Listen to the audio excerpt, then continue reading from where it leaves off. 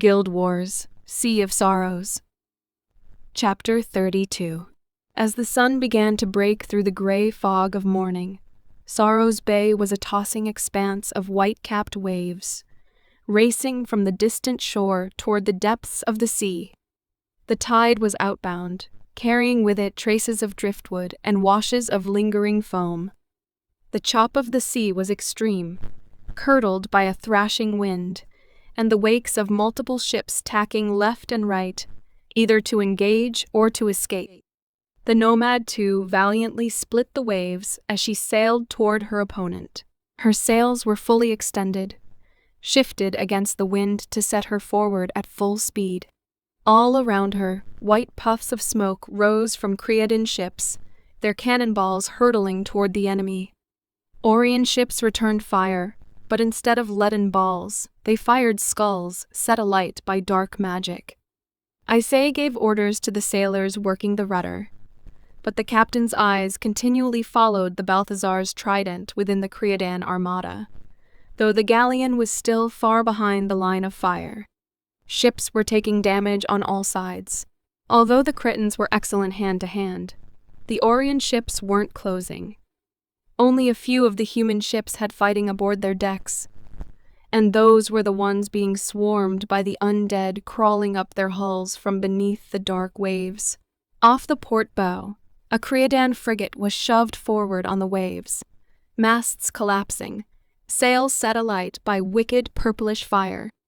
She careened slowly into an Orion clipper, smashing her prow into the rotted ship's side.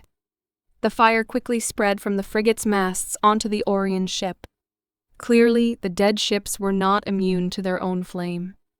Isay was giving orders to adjust the ship's rigging, shift the rudder, and watch for undead rising from below. Her sailors leapt to the task, their faces white, but their hands steady on the till. Watch to starboard. There's a shadow beneath the waves. Acknowledged, Captain. Bosun Raleigh yelled, calling to the ship's sailors. They rushed to the side of the ship and met the assault with flashing swords. The things that crawled and slithered onto the Nomad 2's deck weren't human. It wasn't clear from their forms whether they had ever been human. Tentacles swayed from sockets, and reverse-jointed knees bent as their huge, hooked claws sank into the ship's pine hull. One of the monstrosities had the rotting head of a shark, while another was made of seaweed-bound bone and sharp shards of coral. Grim strode into the beasts, gripping the shark-headed one by its wretched arm and driving his fist into the monster's nose. His brother was close behind him, great sword slashing out in a wide arc. It caught one of the tentacles as it passed by, severing the festering limb. Sliced away, the tentacle twisted and snarled on the oak boards of the ship's deck. Gunfire rang out from the yardarm, and the creature of bone and coral jerked and spun from a blow to the shoulder. A second shot cracked almost immediately thereafter, and fragments of skull exploded from the monster's head. It howled in rage, but Braun's sword caught it, lifting it as the blade cut through and tossing both halves of the horror back into the sea. There she is, Isay pointed just ahead of the Nomad 2's bow. The Indomitable. The mighty ship of the line crested the waves before them. Her hull had blackened over the years, rot spreading in dark patches on the ruined wood. Fleshy mold clung to the keel and hullboards, and long threads of kelp fluttered like banners from the horizontal spars of her 3 masts. Her black sails shivered in the wind, pulling the galleon forward with the might of a foul-smelling gale. Rotted sailors hung from the Indomitable's rigging, some firing pistols and others addressing the set of her yardarms. They sang and howled and caterwauled, the cries drifting across the rolling waves in an eerie cacophony. At the ship's wallowing prow rode the brass lady, the demon with 6 arms spread wide in malicious glee, green tarnish blighting her features like a disease. The dark galleon's guns roared a challenge, blasting through a smaller ship in the Creadan armada as the Indomitable rolled toward the Nomad 2. Her hull struck the side of the schooner with enough force to crack its keel, twisting the boards until the Cretan ship's frame gave way. The brigantine broke apart, scattering boards to the tide and pouring her crew into the grasp of gruesome, undead horrors beneath the waves. They were running perpendicular to the Indomitable, and the larger ship was slower than the Nomad too. Still, the sea between them was wide and filled with writhing monstrosities. "Can we catch them?" Kobaya shouted to Isai. She didn't respond, glancing back at him with worry in her hazel eyes as the valiant clipper bore forward into battle. "May Grenth shatter their bones," Kobaya cursed, running his hands through his graying hair. "I wish we had the Pride's engines," he said, striding to Isai's side. "Or even that old clunker we had on the Havoc. I wish we had Virad to give us the gale. We need more speed." He glanced to the port side, where one of the Orion Exhibex was disemboweling a Creodon galleon. "We'll catch them," Isai said through gritted teeth. Come on. We have to. We will." Throwing a glance down at her pilot's compass, Isai grinned fiercely. "There. We just crossed into the harbor current. Now it's our turn." "Our turn to what?" Kobaya asked, but as he got the words out, he felt the Nomad 2 shudder. The ship began to pick up speed, slowly at first and then faster, her prow rising as it bit deeply into the harbor's waves. "What's happening?" "We've caught the warm inbound current, the one that heads westward. It'll push against the Indomitable, slowing her down. That'll make it damn hard to steer the Nomad, but she'll be faster in her passage, that's for certain." Though the increase in speed built slowly, it was notable. Bit by bit, the distance lessened between the two. "Make ready," Isai called to the sailors on the deck.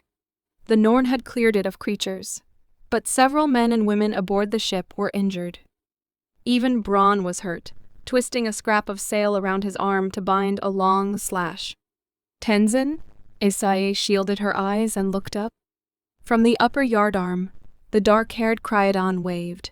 The sailors had rigged a bucket of harpoon rifles near him, each loaded with a thick grappling hook and a long reel of hemp line.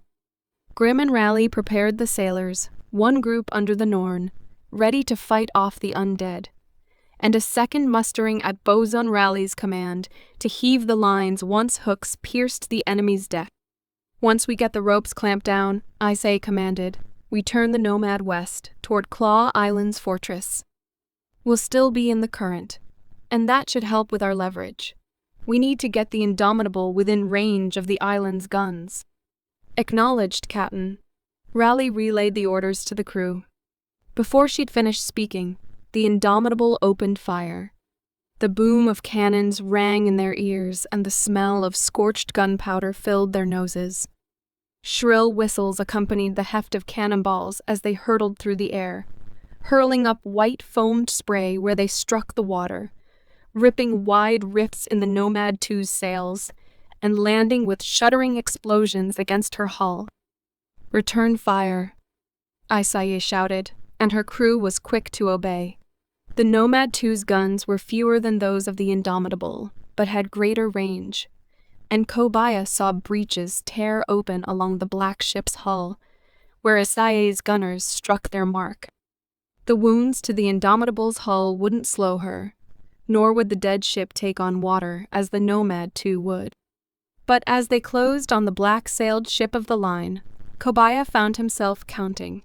They had 19 seconds until the dead ship's cannons could fire again. The Nomad reached her in 16. With a steady heave, the smaller clipper ship pulled alongside her enemy's deck and blasted her first grappling lines through the Indomitable's hull.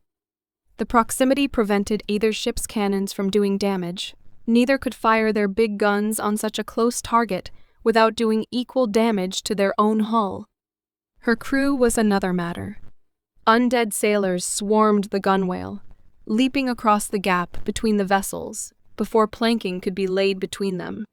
The rotting, filthy corpses of once living men had no fear of falling, nor of water, nor of the beasts that lashed about beneath the fetid waves. They wielded rusted swords or swung bare fingers with sharpened bones protruding through the tips of greenish flesh. Pistols fired aboard the Nomad too, as the living sailors defended themselves. Braun followed the first rush of flying lead with a long swipe of steel. His massive greatsword sliced through flesh, bone, and all, chopping through undead as they leapt onto the ship. He managed to skewer one on the tip of his sword, but it did not stop him after a few more chops. The zombie body fell in pieces from the blade. Not to be outdone, Grim plowed into the fray with a yell, sounding for all the world like an avalanche tumbling downhill. He lifted one zombie bodily, snapping it in half with his bare hands. The big, bearded Norn shoved another of the walking dead from the ship, but its clutching hand gripped his shirt sleeve. Defiant, Grim placed his hand on the zombie's shoulder and heaved, ripping dead cartilage from shattered bone. He grabbed the dead sailor's arm and began to beat another zombie with it, caving in the rotting sailor's skull. Kobaya emptied his pistols into the enemy, aiming for eyes and joints. The bullets would do no significant harm against raw flesh, so he had to use them sparingly. Once the guns were empty, Kobaya drew his cutlass from his waist and set his feet firmly. He could hear Tenzin's harpoon gun above him, its unmistakable report cracking through the sound of battle. The sharpshooter lay along a high yardarm, reloading and firing the rope-bearing harpoons as quickly as he was able. Already 6 ropes stretched from the Nomad 2 to the Indomitable, their far ends tangled tightly around the galleon's rigging, sunk into her hull, or through the rotting boards of her ribs. Another flew out as Kobaya watched, the sharp hooks of the grapple shredding sail and wrapping tightly around the Indomitable's rear mast. "Make ready to pull," Raleigh yelled as she cracked another zombie with a belaying pin. "On the captain's command?" But as she called out the order, a terrible voice cut through the chaos, with power behind it enough to rattle the ship's boards. "There's only one captain here, mortal woman." The sound was inhuman, chilling Kobaya's blood to ice. "I am he." On the deck of the Indomitable, a horrific figure lowered the flintlock it held in a putrid hand. Its skull was square of jaw, the flesh rotted from it entirely, leaving greenish bone open to the salt of the sea. A once pale coat, now stained with seeping black blood and festering mold, clung to muscles stretching tautly over jagged bone. Ruffles hung at the nape of the creature's neck and at its wrists, antique lace fluttering in the bitter ocean wind. No more the sheepish schoolboy Captain Whiting had, with the corruption of ore, become an abomination. Kobaya staggered back, his breath torn from his chest. "Shernock," the captain hissed. "Do your duty." A second figure approached the gunwale. This one had skin like taut leather, a dried mummy of flesh stretched over a warped skeletal frame. Her grin was frozen in a rictus, and her hands glowed with a sickly, magical chill. "I, Captain Whiting. It'd be my honor."